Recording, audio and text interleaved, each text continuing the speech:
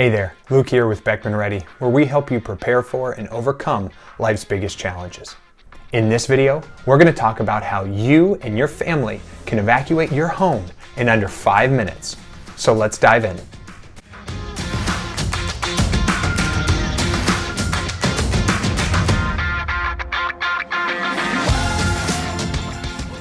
When an emergency happens, you either are going to have to stay in place or you're going to have to go somewhere.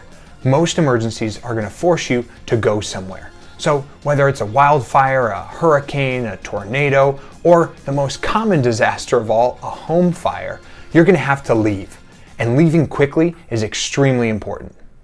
When it comes time to evacuate or to leave, there's never enough time, which is why we're going to work with you right now on ways that you can evacuate in under 5 minutes. I've worked with thousands of people over the years who've had to evacuate their home, whether it's from a wildfire, a hurricane, a flood, a tornado, or the most common disaster, a home fire. Right? People have to go. But something weird happens during evacuation where people kind of black out and they go and they don't really remember what happened or what they grabbed or why they grabbed it or how they grabbed it. They just go. I've heard about the craziest things that people take with them when they evacuate. And it's not normally the things that you would be thinking like, oh, yeah, I probably should have taken that. No. It's really weird, random, and kind of could be useless things. For example, foam rollers. Do you need that in an evacuation? Now, I love my foam roller. I love this thing. But do I need it when I'm evacuating? Well, maybe not. Not the top of my list. I've talked to people who have grabbed a single shoe. Now, maybe it's a Croc, maybe it's something a little bit dressier, maybe it's a flip-flop, but a single shoe? What are you going to do with a single shoe? But again, people go through this blackout phase where they just kind of grab things, and we don't want that. People also bring weird things like board games. Now, trust me, I also love board games, and I love Settlers of Catan, but that's not probably going to be at the top of my list when it comes to the most important things I need to take if there's an emergency. The first thing that you should be grabbing is a go bag. And a go bag is basically something that's already packed. You don't have to think about it. It's by the door. You already keep it in the car. It's in the closet. You grab it and you're out the door. Now, it doesn't have to be something that's super fancy. You probably have some bag lying around your house. It could be a duffel bag. It could be a backpack. Something that's at least, say, 20 liters, like a book bag, a JanSport kind of bag. Something that's 20 liters can fit a whole bunch of things that are really critical for if you have to evacuate quickly. Also, in the description below, we've included a 5-minute evacuation guide with basically a list of items, a checklist, and some notes that can really help you focus on the most important things that you need to grab. Being able to evacuate in 5 minutes isn't really something that you can just do with a snap of a finger. You've got to plan for it, and you probably should practice for it.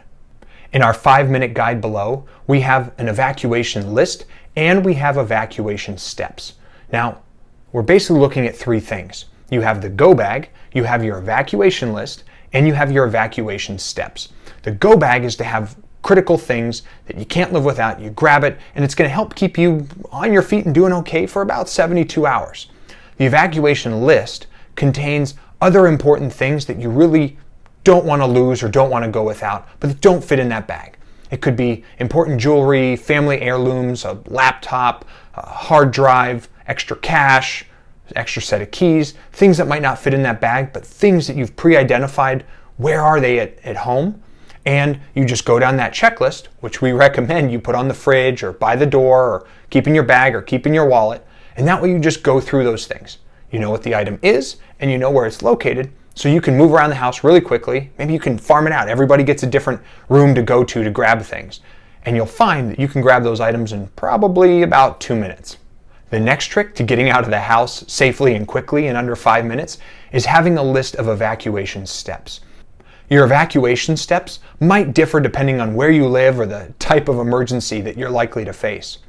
If you're planning to evacuate because of a wildfire, there are certain things that are really important to help increase the survivability of your home. Meaning, if you take these small steps in those 5 minutes that you have, your home is more likely to survive that wildfire. It's less likely to burn down. In our evacuation guide below, we've included some of the best pro tips and steps to help your home survive a wildfire. These quick evacuation steps may differ from emergency to emergency. You might be doing different things, and you probably should be doing different things if you're focused on a wildfire versus if you're focused on a tornado or a hurricane. But one pro tip that we can give everybody is if you evacuate, there's probably a decent chance that at some point your home may lose power. Now, if that's the case, you probably have ice in the freezer. And when everything gets warm and the power gets turned off, that ice is going to melt. And where's it going to go? It's going to go right on the floor. And we know people who've had to replace entire floors just because the ice is melted and leaked on the floor. So if you've got ice in the freezer, go ahead and throw that into the sink. Keeps the floor from getting ruined. The last piece when it comes to evacuating quickly is you need to be able to actually get out. So when we think about how are most of us going to get out, we're going to use our cars. So the first thing I want you to think about is make sure your car has gas before you even have to evacuate. So always keep half a tank of gas in the car. It's a lot easier to get out if you know where you're going. What I mean by that is make sure your car is pointed where you actually want to go. You don't want to have to back out another car to get your car out or do a 20-point turn. Trust me, we've all seen those parallel parking videos, and you don't want that to be you, where you're struggling to get in, get out, get in, get out. Make sure the car is pointed in the direction you want to go. So that way you just load everybody and all your stuff into the car and off you go. The last step to really mastering this plan to evacuate your home in under 5 minutes is to practice. So pick an evening where everybody's, you put down the schoolwork, you put down work, you put down the TV remote, and practice. So go through your checklist, go through the items on your house and see how fast you can do it. And the way I want you to do this is grab a stopwatch, grab a timer, click go, have everybody grab their different things, grab a go bag, and stop the timer when everybody's in the car. And I guarantee you, each time you practice it, you're going to get faster and faster, and you're actually probably going to have a lot of fun because you're not doing it during a crisis, you're doing it when everybody's safe and thinking clearly. This has been a quick overview of how to get out of your home safely in under 5 minutes. You've got to have your go bag. You've got to have your quick grab list of items, and you've got to have the steps that are important to secure your home and keep it safe. As a next step, go ahead and check out our document below and fill it out for yourself. Put in the items that are important to you, take off the stuff that you don't care about, and adjust those steps so that it's important for your area and the hazard that might impact you and your family. If you found this video helpful, go ahead and click like or subscribe below. We appreciate you stopping by today, and we hope to see you again soon.